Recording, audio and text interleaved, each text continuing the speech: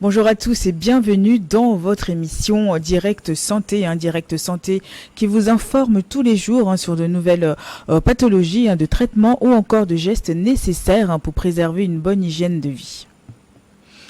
La contraception est l'emploi de moyens visant à empêcher qu'un rapport sexuel entraîne une grossesse. Donc elle est définie par l'Organisation mondiale de la santé comme étant l'utilisation d'agents, de dispositifs, de méthodes ou de procédures pour diminuer la probabilité de conception ou à l'éviter. Il existe plusieurs méthodes de contraception, parmi lesquelles le préservatif qui peut également être utilisé pour la prévention de nombreuses infections sexuellement transmissibles. Plus généralement, la contraception peut s'intégrer dans une stratégie de contrôle de naissance ou de planification familiale à un niveau individuel ou collectif. Le 26 septembre, c'est la journée mondiale de la contraception qui consiste à sensibiliser la population à la conception et au rapport sexuel sécurisé. L'objectif est d'aider chaque nouvelle génération à prendre des décisions éclairées jusqu'à ce que la grossesse dans le monde soit planifiée. Donc pour tout ça, je suis accompagnée de Dr Ega, qui est gynécologue, qui est avec nous ce matin pour nous parler un peu de différentes méthodes de contraception, comment planifier ça, comment les choisir. Donc tout ça, on va en parler dans un instant dans votre émission Direct Santé. Et puis en deuxième partie, nous répondrons à vos questions que vous nous avez envoyées sur notre numéro WhatsApp, le plus 228 79 84 27 52. Bonjour docteur. Bonjour. Ça va? Oui, ça va. Très très bien. Oui, merci de me réinviter à nouveau sur votre plateau. Oui, on parle des femmes. On est quand même le centre du monde. Oui, bon, presque. Aujourd'hui, on va parler dans différentes méthodes de contraception. Mais déjà, avant tout, donc parlez-nous un peu de qu'est-ce que c'est, justement, qu'est-ce qu'on appelle la contraception exactement. Donc, comme vous veniez de le dire en introduction, c'est la définition de l'OMS, l'utilisation d'agents, de dispositifs, de méthodes ou de procédures visant à réduire la possibilité de tomber enceinte ou de l'éviter complètement. Donc, en français facile, c'est l'utilisation de toute méthode ou de technique permettant d'éviter de tomber enceinte ou de réduire la possibilité de tomber enceinte. Donc on peut se dire, moi, pendant X temps, je vais utiliser le moyen choisi pour se protéger, pour me protéger. Et puis donc je planifie mon temps, ma période de grossesse. Donc c'est aussi, ça sert aussi à tout ça, pour que les femmes... Oui, en effet, surtout d'organiser sa vie sexuelle. Si on se réfère un peu au passé, vous allez voir que dans nos familles, au village, les familles étaient assez nombreuses. Il y avait une dizaine, une vingtaine, quinzaine d'enfants par maman.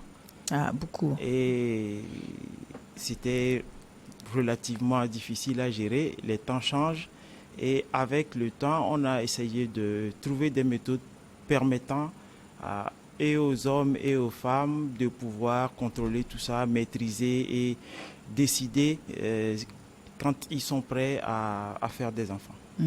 Et justement, il en existe combien de méthodes Il existe plusieurs méthodes, plusieurs méthodes qui sont classées en méthode hormonale, en méthode mécanique et en méthode chimique et en méthode on va dire naturel. Naturel. Déjà, on va demander à la régie de nous montrer les photos, photo par photo, pour pouvoir les commenter, s'il vous plaît. Donc là, ça c'est l'implant. Oui. C'est une méthode hormonale. Hormonale, ok. Oui.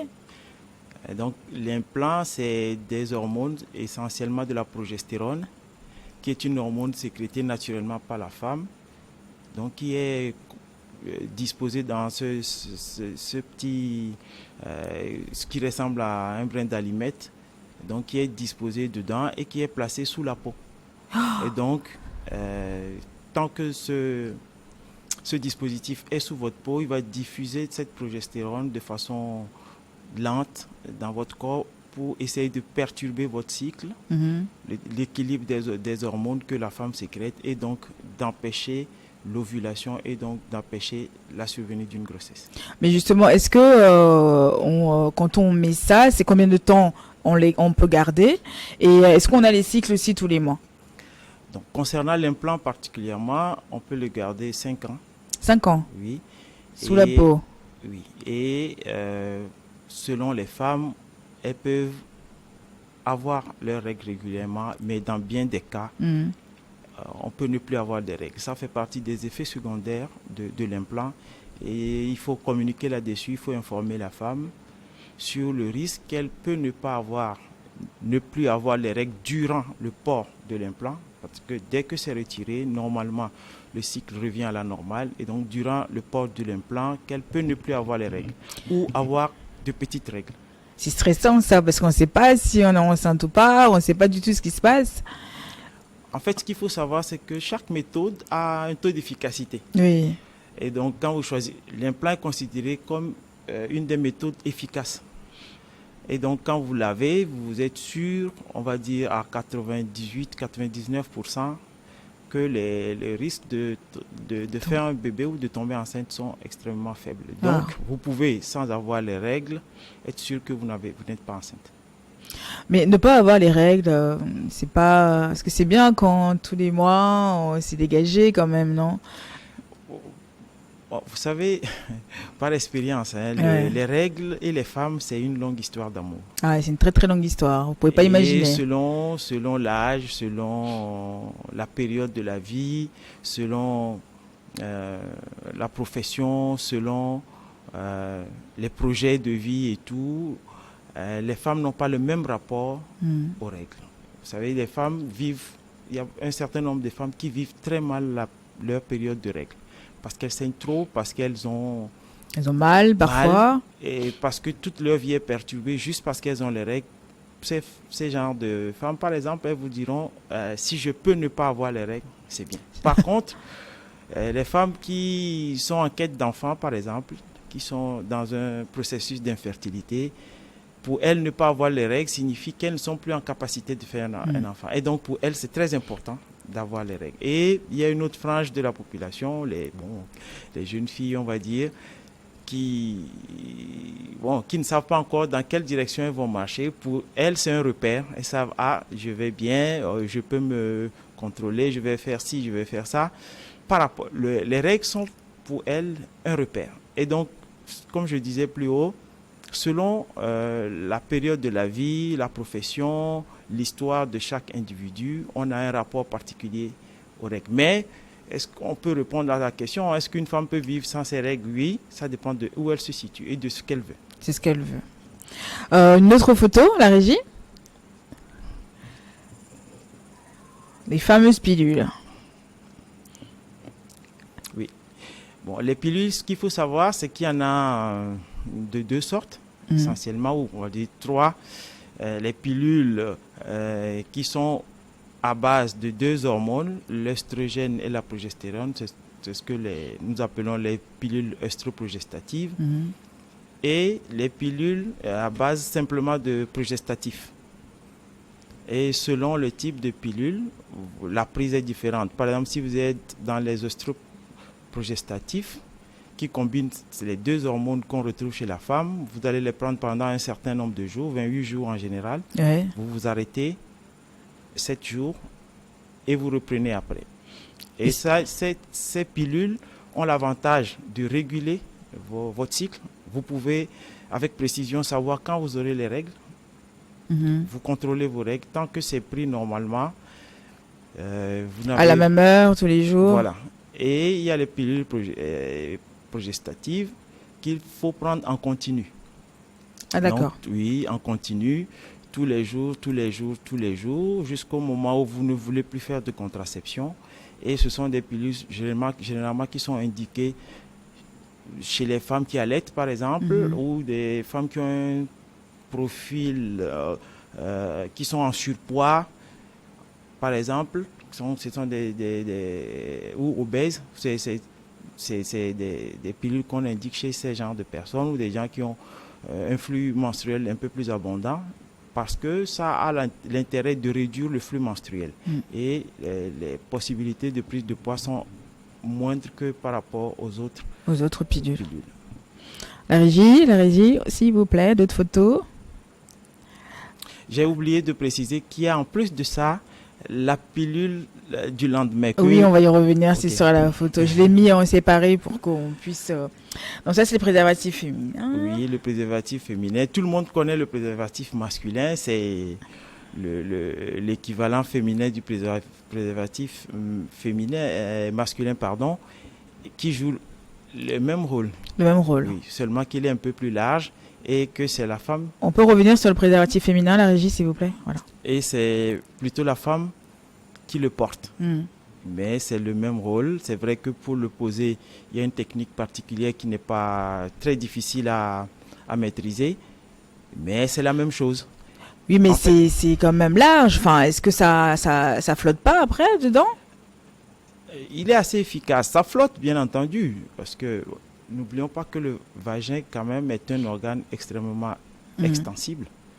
Extrêmement extensible. Le bébé passe par le vagin, donc imaginez la taille du bébé. Donc, c'est large. C'est vrai que le retour qu'on a sur l'utilisation du préservatif féminin sont un peu mitigés, mais ça reste une méthode contraceptive et je pense que ça donne la responsabilité à la femme d'assumer sa contraception ou sa vie sexuelle. C'est-à-dire, si votre partenaire refuse d'en mettre, mettre le préservatif, vous mettez votre préservatif. N'oublions pas qu'au-delà d'espacer ou de contrôler ces grossesses, il y a aussi les maladies sexuellement transmissibles qui sont, pour un certain nombre, qui sont graves, qu'on prévient par l'utilisation du préservatif féminin.